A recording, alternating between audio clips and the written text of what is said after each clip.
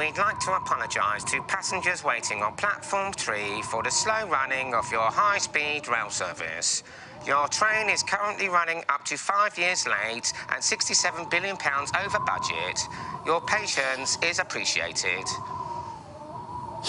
Unlike what you've seen, the numbers you heard didn't just come out of the air. They're accurate, horrendously accurate. That's the time delay and cost overrun for the HS2 project that was given the full steam go-ahead this week by the government. Get ready for your taxes to pay for this project that started at 32 odd billion 8 years ago, then leapt to 56 billion, which was swiftly followed by 83 billion pounds, and now stands at around 100 billion to reflect this. But here's the thing. For the first time in a long, long while, I'm effectively at platforms 6s and 7s over this, while I get the appalling financial mismanagement and apparent lack of public approval across much of the country. I also see the prestige and value in having the biggest infrastructure project in the whole of Europe. So, to my fellow passengers on the pledge, which line should I take?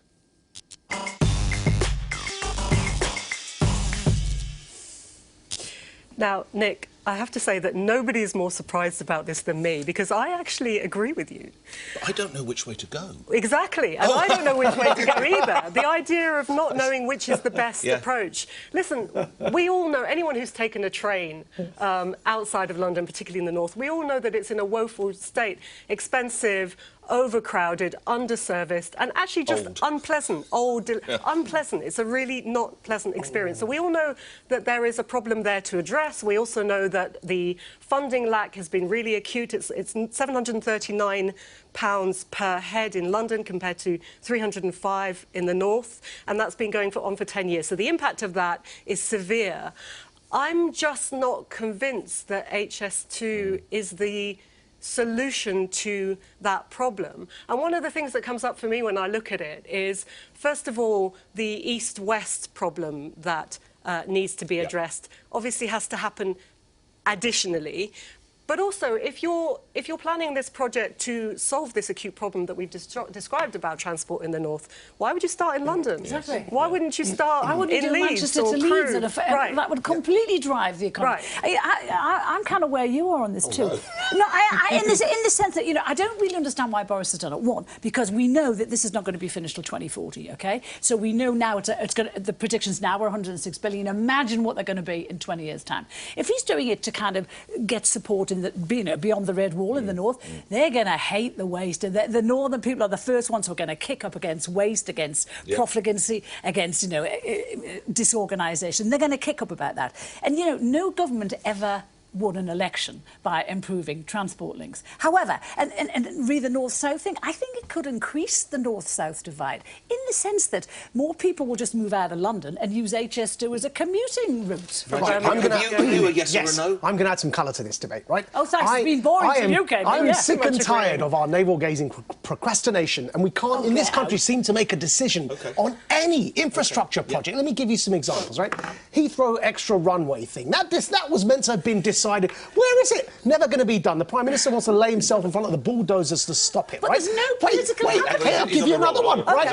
This whole idea of... OK, so look at another one. Brexit. I mean, look how long it took us to try and solve that one. We still haven't got that till December the 31st. We're still working out what to do with it, right? So Heathrow runway, Brexit. Then you got this blooming HS2 thing, which is going on for years. I remember when I stood as a parliamentary candidate in 2015. I opposed it because it was in Camden. It was going to cause lots of disruption. It's the never-ending story. It keeps going on and on and on. So you're a plus. I think that we've just got to now, whether it's Brexit, whether it's HS2, whether it's the runway extension, or building a bridge from blooming England to Scotland to Ireland, just get something done in this country once and for all. Just implement something. Let's get Femi out of the sidings. Come on. OK, I'm very much with Rachel on this. In terms of, no, I do think that in general, the principle is good, improving transport links in general across the country. However, should have been top down. I mean, we've already seen 419 more spent on Londoners per head than in the north of England when it comes to transport. We have a deeply unfair country. If they'd started in the north, that would have sent a perfect message that this is about fixing that problem. Instead, this, according to the current plans, we won't get the first leg done until between 2029 and 2033, which means 2033 is likely that we will only have maybe an extra 40 minutes shaved off of the time between Birmingham and London. How is that helping Redcar, Sunderland, etc.? Let me ask you, Rachel, do you think it's a bit of... I was struck by how many commentators said this is quite a gamble for Boris Johnson this week. Do you think it's a gamble for him politically? I think Boris Johnson likes shiny new projects, right? Most of which have failed so far. I'm interested in... let's have a listen, actually, to some Stop HS2 campaigners, because actually they address a bit of this question that you're asking. The benefit for this community is nothing but destruction. The benefit for all the communities in between Birmingham and London is nothing. Bus services, train services on a local level, on a smaller scale, is what the 21st century needs. You know, we're in a climate emergency, and this type of project is a 20th century style of idea.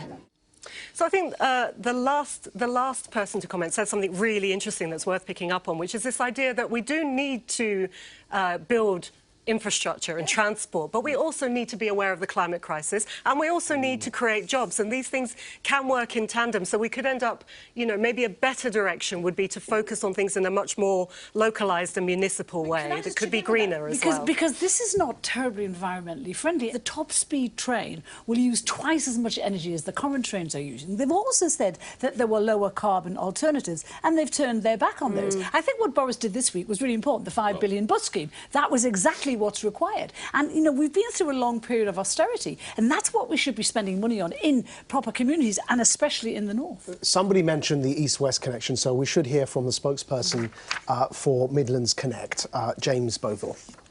It's not worth building the first leg of HS2 if we don't have the rest of the network going in both directions up to Manchester and then through the East Midlands and to Leeds. About 2/3 of the benefits of High Speed 2 come in that second leg, that's phase 2B, up from Birmingham through to the East Midlands and on to Leeds in the north of England. We can't have one part of HS2 without the other. And also, the section to the East Midlands cannot be downgraded. We must have the same benefits that HS2 brings to the West Midlands to the East Midlands as well. Otherwise, it just becomes a London-centric project. Well, you're gung-ho. I think it's fair to say some of us have reservations. Let's hear from someone who's absolutely up for it, Boris Johnson.